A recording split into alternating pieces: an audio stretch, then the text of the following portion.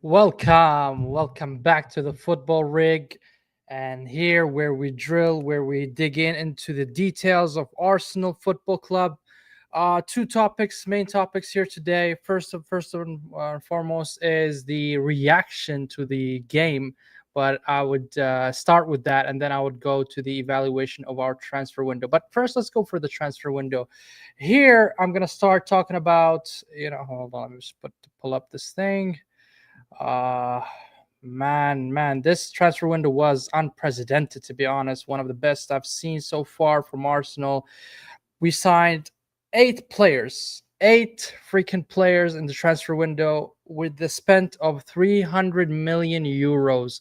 So that's quite something for Arsenal. That's something unusual for Arsenal to do, and I think it was. I would give it a 7.5 to 8 out of 10 transfer window. We signed Nketiah in the last day. We signed our main striker, Victor Gyökeres, Eberici Eze, Norgard, Madueke, Zubamendi, Mosquera, and Kepa. To be honest, we kind of tackled the issues that we had last time, which is salam, everybody in the chat. So I wanted to tackle the you know the depth, the squad depth that we had issues with that, and the injuries we had. And to be honest, I think we did. We fair enough to them. They did tackle the squad depth. Now we have a solid squad. When it comes to defense, we've signed Nketiah, we signed Mosquera. I think those two will add a lot to the club. Uh, but when it comes to first starters, to be honest, I mean, we replaced Thomas Partey, and we replaced Thomas Partey with, Zubamendi. We have now Zubamendi, which is a brilliant midfield. To be honest, I have I rate the player highly since the Euros. I've rated the players when he played with Spain. He's really an intelligent player. I think, you know, no, I didn't know who you are. I'm sorry, not sure. But anyways, um, you know, Zubamendi is the great signing, I think, for Arsenal. Him and Eucharist, and of course Eberechi Eze. Those are the key players in the attack. These are the players I think they will add a lot to the football club. And these are the starters in our main 11. I think Eze will start over Martinelli in the left. I think he's the best left winger we have, over Trossard as well. Gyökeres, since we didn't have really a striker, we played Havertz there, and last season we played also Mikel Merino. So Gyökeres is a solid number 9. But when it comes to Madueke, I think he's a squad depth player. We've seen him now playing instead of Saka, which is, you know, he's not as good as Saka. Nobody can say he's as good as Saka, but still, I mean, you're having a player that can, come in and do a good job, I would say. And to be fair, when it comes to the match reaction, I'll talk more about Madueke's performance against Liverpool. But so far, the transfer window was a solid 8 out of 10. And the reason why I don't give it a 10 out of 10 is because we did not sign an all-and-out left winger, and that's where Arsenal are struggling. Last season, this is where we even struggled in the last game.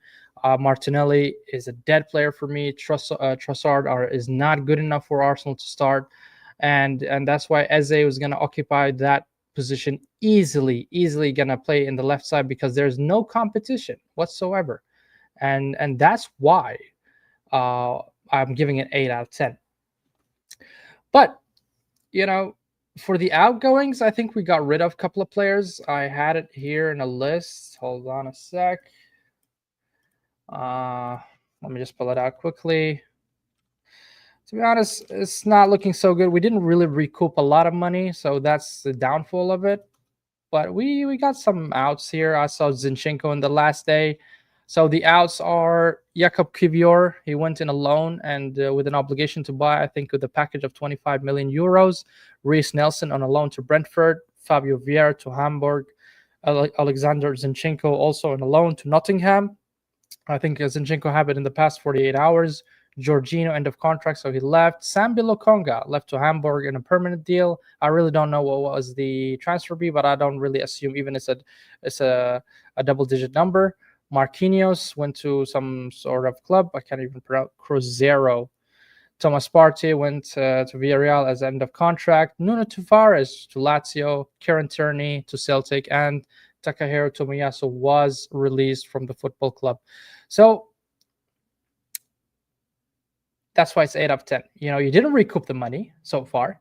You really, really didn't recoup the money, and you are signing up players to address your squad depth, but not in a way to say, okay, that's the summer of unprecedented summer, like Liverpool signed Isak in the last day. Liverpool broke the record twice. They signed Isak for 120, I think 125 fixed, and up to 135 with the add-ons. And then you have Wirtz, Florian Wirtz. So two signing that broke the British record in one window, and that's that him being the reigning champion, and still they go for the signing. This is really, really great. And I'll be fair. Hold on a second. Let me just reply to this dude. Okay.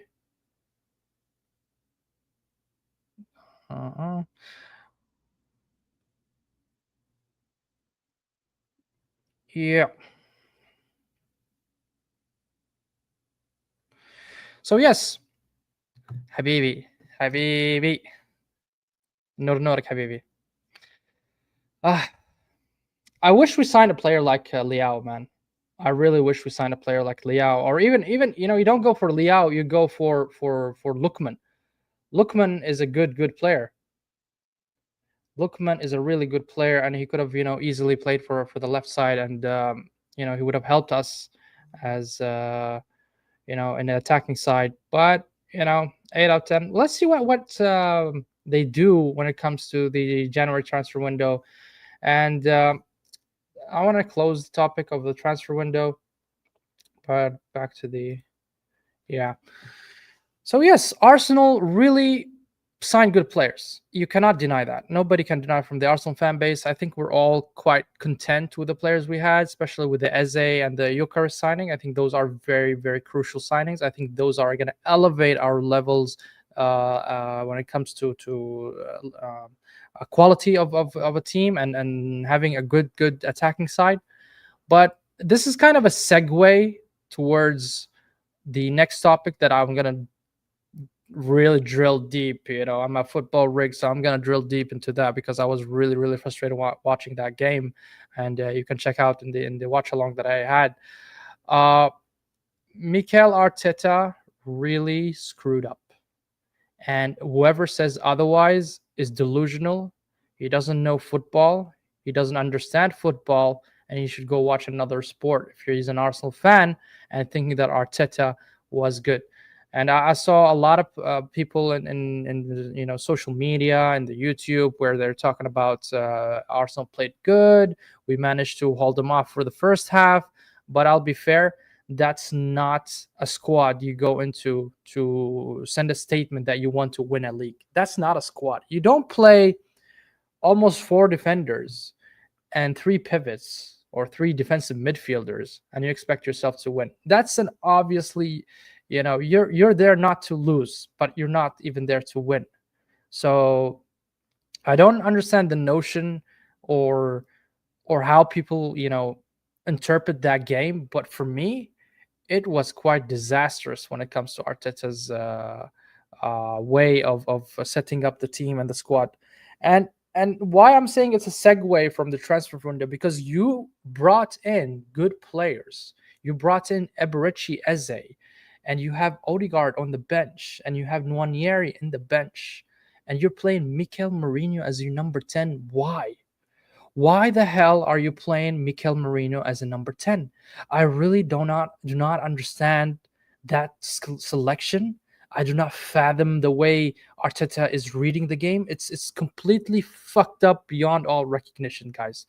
And if you're an Arsenal fan and you're not fuming and upset of what Arteta did in Anfield, where Bournemouth managed to score 2 goals. Newcastle with 10 freaking players, 10 players, they managed to score 2 goals and was about to win that game against Liverpool. They were about to win against Liverpool with 10 players, and we were not able to score a single goal. Arteta, you need to be ashamed of yourself. You need to be ashamed of yourself, and you need to, look into yourself into the mirror and think and say, what the fuck am I doing? What the fuck am I doing with this shit? I mean, I don't get it. I really don't. I really, really do not get it. Arteta, I mean, to be honest, the board has backed you up fully. I heard that you went all the way to the US, to the Cronkies, to Josh to talk to him and say, hey, I cannot compete with this squad. I need squad depth, because we understand last season you had to play Mikel Merino up front because you lacked a lot of players. You don't have your squad depth, but you got the players and you're unable to utilize them. Why did not Eberechi Eze start in that game? Why? Let's say he's a new player. He did not really, cope in with the team yet. He's still, getting the rhythm out of it. That's fine. But why you didn't play Odegaard? You're gonna say he's injured. If he's injured, why the hell is he in the bench? Why didn't you play Ethan Wanieri? Didn't you promise him to have a more major role and when it comes to playing with the team as a number 10? Why you didn't play him as a number 10? Why the fuck you playing defensive midfield in the first? I mean, I don't understand it. So you don't have a single creative player playing in the midfield, and shockingly, the player that we actually hammered in the summer and we thought he was going to be abysmal of a signing, Madueke, to me, was the best player in the pitch, him and Gabriel Magalhaes. And Mascara, looked good so far. But those two were really solid. And when it comes to attacking, Madueke was the only player that we can see he is trying. I'm not saying he's a good player. I'm saying he is trying, and he really, really put the effort. And all our, dangerous, I would say, chances came through him. Martinelli was dead. Dead. The guy is dead. What the fuck is he doing, Martinelli? I don't blame him anymore. I really do not blame Martinelli anymore. I blame Arteta for playing him. If your player is into a serious downfall, then why are we playing Martinelli? I cannot blame the guy anymore. I have to look at the coach. He fucking selected him to play. Banter fan base, still kings of banter on and off the pitch. Man, I am bantering my own club. You don't need to banter me for that. I admit when we fuck up and we really don't play well, and this is one of them. And the squad that he has, he's supposed to show more and more, ambition that he wants to win. But when he comes in and he plays that way in defense, so defensive against Liverpool, what kind of message you're sending? What kind of, defeative, mentality? This is absurd. This is absurd, guys. You're going with like you're playing in the last, round, or you're, you won 2-0 in your stadium, and this is like a knockout stage. I don't know how Arteta set up the team, man. I really don't understand it. I agree, man. I 100%, Steve, shout out to you, man. I 100% agree with you, and I cannot dispute that statement. He is a fraud for having good players. We had 3 really solid players that could have created problems to Liverpool, which is Eberechi Eze, Nwaneri, and Odegaard, and he started Merino. For me, the manager read it like a book, upside down. That's not the lineup you start with. That's the lineup you end with. And how you end up with that lineup is when you score first against Liverpool. You score the first goal or the second goal, and then you go defensive. Then I understand it. And I understand. And I said this many, many, many times in many, many streams. You could have looked it up. I said this manager does not know how to read the game, and his in-game management is shit. and Liverpool game was the obvious demonstration to that.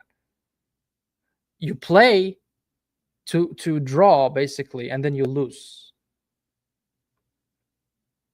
You deserve it. Honestly, you deserve it. It was a 50-50, game between Arsenal and Liverpool in the first half, but Liverpool dominated us in the second half, and we looked so defensive. We looked so defensive, and I don't get it. I really don't get it.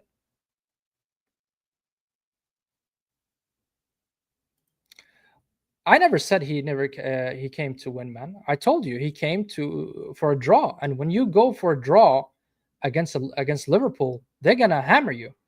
They're gonna smack you. I never said we lined up to win. If he wanted to line up to win, he would have started at least Eze on the left or maybe Odegaard, and I would say, okay, the guy is starting a strong lineup offensively and defensively. But you don't go all defense from the beginning and you expect yourself to win. Liverpool didn't really engage in the game until the minute 55, 60. This is when Liverpool start really dominating the ball, moving it around, going again, hard on Arsenal defense. But man,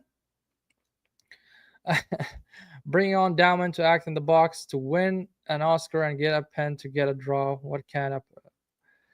He didn't. His plan was fucked up, bro. Steve, I'm telling you, Arteta fucked up completely. I told you, he read this game upside down.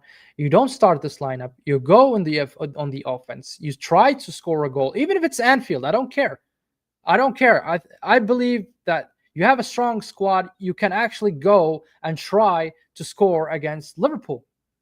You go and try. You score a goal or two or whatever, and then you go on the defense. Then I understand playing three CDMs, three central defensive midfields. I understand that, but not in the beginning. You don't start the game with that kind of fucking formation. That's not how it works. Any amateur in world football would want to, win if you are going for the league.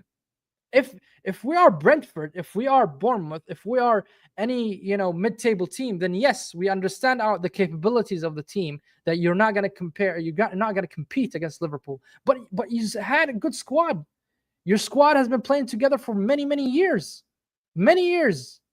So there's no excuse, man. There's no excuse whatsoever, man.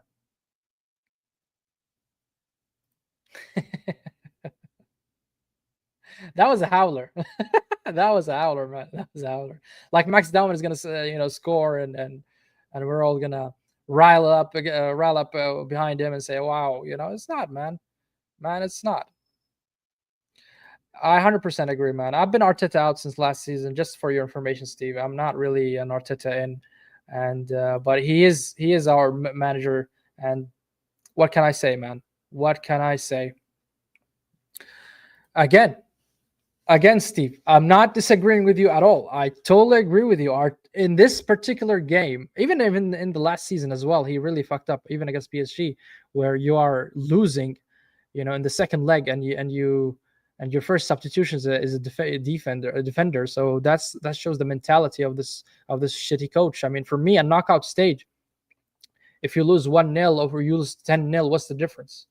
What's the difference if you lose 1-0 or 10-0 in a knockout stage? You're losing anyway, so why you don't attack and try to actually get something? So it shows a lot. It shows a lot that this manager is still on his learning curve, and unfortunately, the team that is suffering is our team. Our Arsenal team is suffering from Arteta being in his learning curve and still, understanding and grasping how to fucking manage a football club. I really don't get it. I mean, I rate the players. I think the players are good. I think we can win something. I think we can win a cup. I think we can compete. I think we can go all the way to the end in the Premier League. But I don't think Arteta is able to do that. I really don't. I don't. He's like our Brendan Rodgers. I mean, I see you never walk alone in your name, so I'm gonna assume you're a Liverpool fan. So he's our Brendan Rodgers. I'm sure you get the analogy here.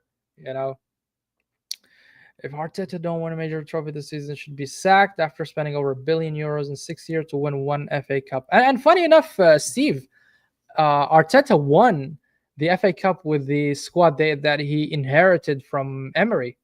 I mean, if you recall, it was Aubameyang. It was that team that won him the game. Aubameyang, Tierney. It's not even his squad.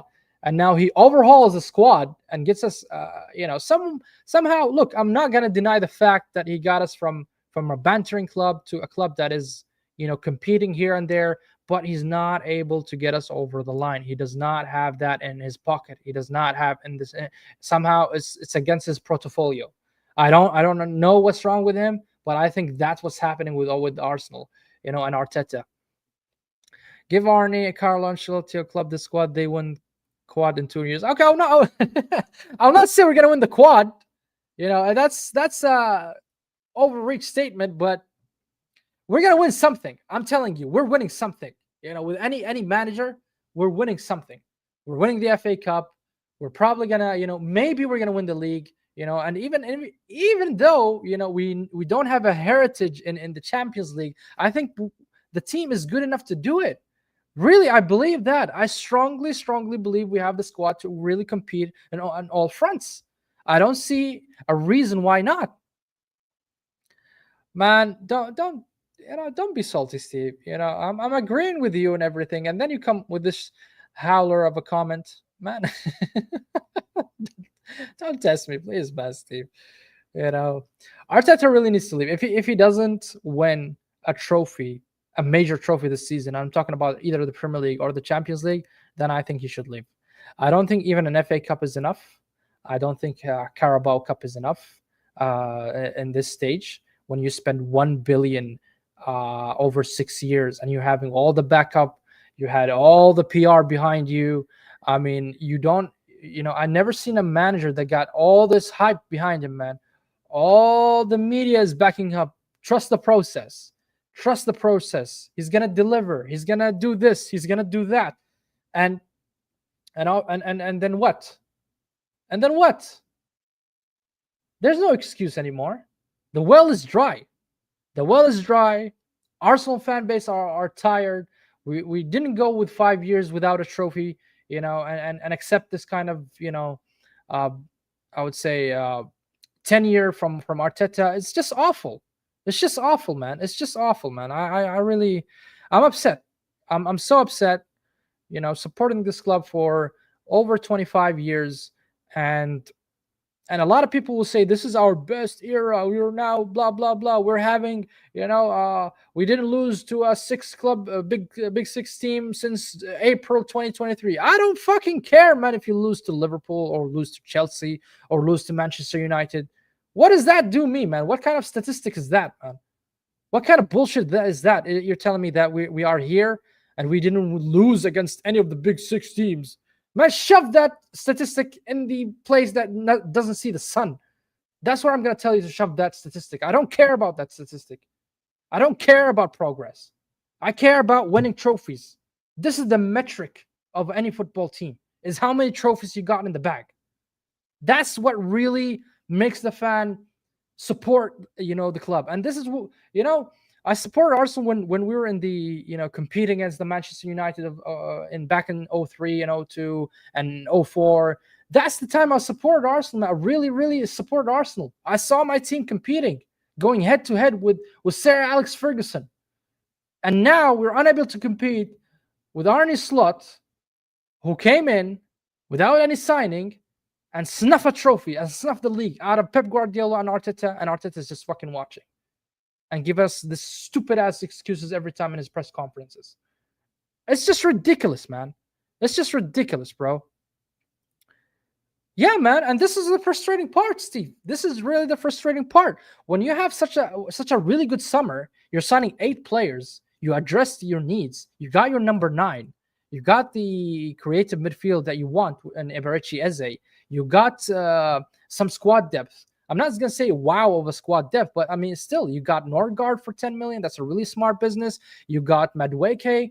You got Mosquera. Really looks good. I saw him in the Liverpool game. Man, he looks sharp for a 20-year-old or 21-year-old defender coming from Valencia for 20 million euros. That's a bargain, bro. But still, somebody here is spitting fact, man. Thomas Frank, but look, man, I will not judge Thomas Frank because, he played very well against PSG. He dominated against Manchester City, but losing against Brentford, I mean, it sends an alarming message. I'm, I'm, I'm just being. I just need a little bit to judge him, man. I'm not gonna judge him based on a couple of games, and he really looked good even the preseason against Arsenal. He really played very well against us, and he won. So maybe Frank was better. His experience, he understands the how football operates. Arteta made all these signings and still did not replace your weak link, the keeper. I look, Steve. I agreed with you on everything, but I disagree with you here. I think our goalkeeper is good enough at least, I would say. And I think our issue is not the goalkeeper. I think our issue, well, if you're going to look at Liverpool game in individuality, then the problem was not having creative player in the midfield. But overall, I think Arsenal needed somebody in the left. He needed somebody on the left wing. Our left wing is dead. And when you sign a good player like Eze, you fucking bench him. You fucking bench him, man. This is absurd. This is absurd. Oh, man. Oh, man. Yeah, see here. Paulie Gunner's right. The weak link is Martinelli. And Eze is not a winger, but still, Paulie, still, playing Eze is the right choice. He's better than Martinelli, and he's better than Trossard. I agree with you. He's better as a number 10, 100%. 100% he's better as a number 10. And he has the potential even to move Odegaard out. But having our squad, he is better than Martinelli and he is better than Trossard. I'm sorry. I know that he's not, a left winger, winger all the way, but still, man, he's better. Oh, man, Steve, you like to put salt in the wound, man. You like to put salt in the wound. And again, man, the manager is actually the guy who's holding all the links, bro. He's not a weak link. He's the guy who's not supposed. He's the guy who's supposed to link the things together. But unfortunately, he doesn't know how to link it, and he's unable to really get the best potential and the best, I would say, output from his players for whatever reason. I'm not sure. And he's not actually a guy with the weakest link. He's the guy who puts the shackles on the players. Guys puts more and more instructions, and he leaves the players sometimes.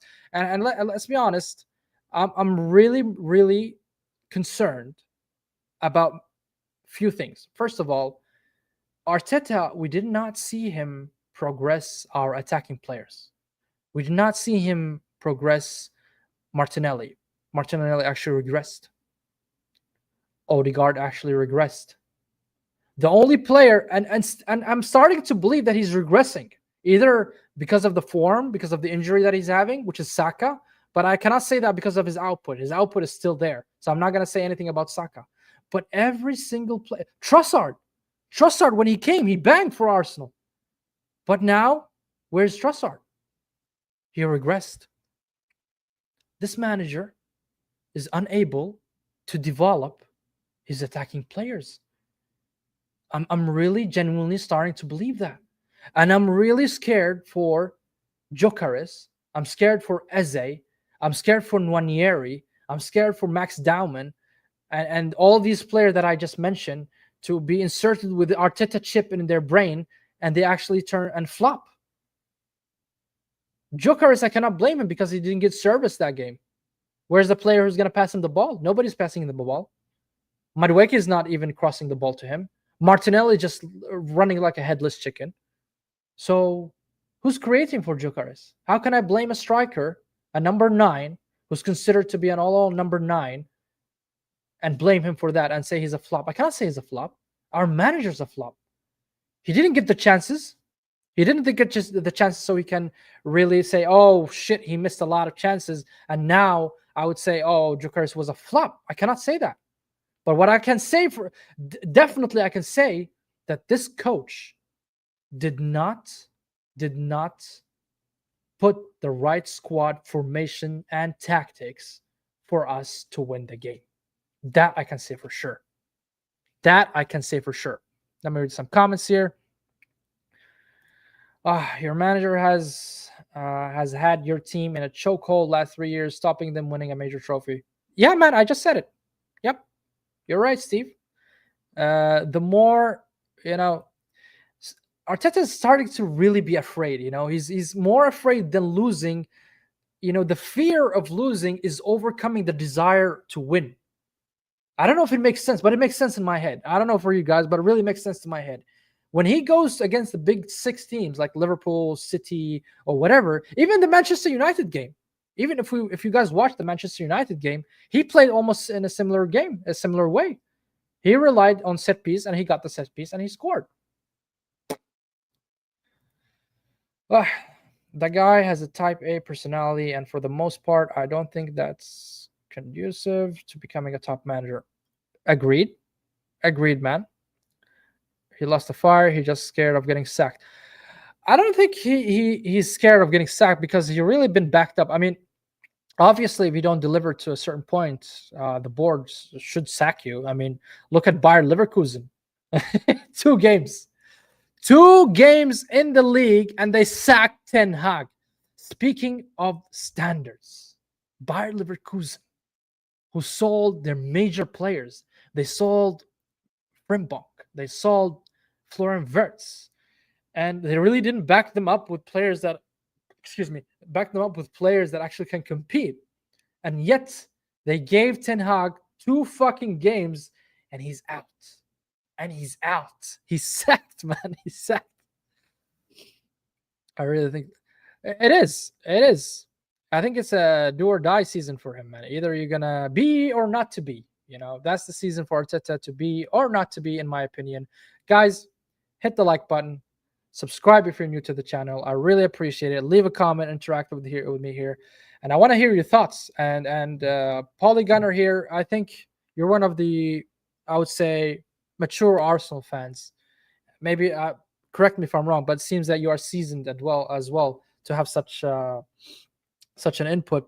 These kind of inputs that I believe that Arsenal fan are start, even the Arteta ends, they start to realize that the coach is the problem. It's not the squad. It's not the board. I mean, I will go against the board if the board doesn't sack him and back him up, because they took a risk this season. They took a risk with Arteta this season. They could have had a new manager. A lot of managers are available, and now they took a risk with Arteta. And either Arteta's going to sink this boat of with Cronkies, or they can rectify the situation, or maybe Arteta has something, man. I really don't, man. Oh, man. So tell me, Paulie, how long have you been supporting Arsenal? How long have you been supporting this club, bro? Yeah, I've been in the ups and downs, or is it what?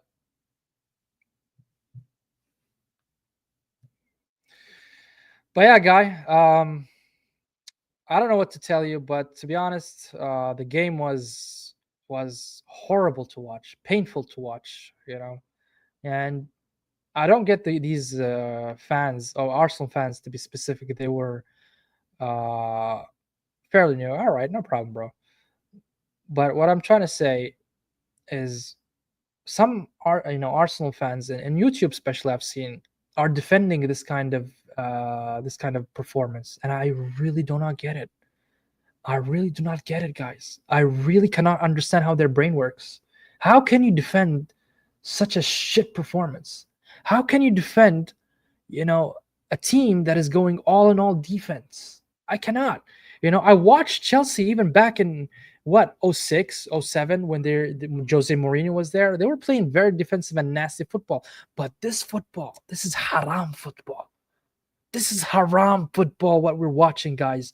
I'll tell you why it's haram. Because you have the capabilities of shooting and scoring. You have the capability of attacking and making trouble to Liverpool, but you choose not to. Why is that? Why is that, Mr. Mikel Arteta? Why are you choosing not to win? Why? Why? Why, man? Oh, man. Frustrating, man. Big up to you, Polly. And honestly, guys, on that note, this is where I'm gonna end the video. Arteta needs to fix up. or something bad is gonna happen this season, man. This whole thing is gonna turn against him, and the whole tide is gonna turn against him. Please hit the like button, subscribe, guys, if you are new to the channel, and what? Hold on.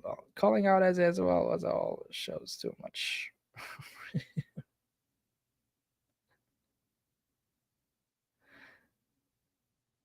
Hmm. Very weird comment. I think Eze didn't have the chance, man. Eze should have started from the beginning, and then we can judge him. I'm not gonna judge him for a couple of minutes. Ah, man. Steve, I liked what your manager said. He said if we played this game 10 times, he said, yeah, 8 of those games will be a draw, and one game Arsenal gonna win, and one game Liverpool are gonna. The most diplomatic answer I've seen in my life, and I like such managers who knows how to manage the press, a manager who manages his fans. So big up to your coach, man, your manager, really, man. Oh, Steve, man, Steve, you gotta tune in later on. I like you, buddy, and congratulations. As an Arsenal fan, I'm telling you, congratulations. You really, really deserve the win. You actually played very well, man. Screw Arteta, man. That's all I can tell you, Dario. Screw Arteta, man. Screw Arteta. And on that note, guys, see you later and ciao.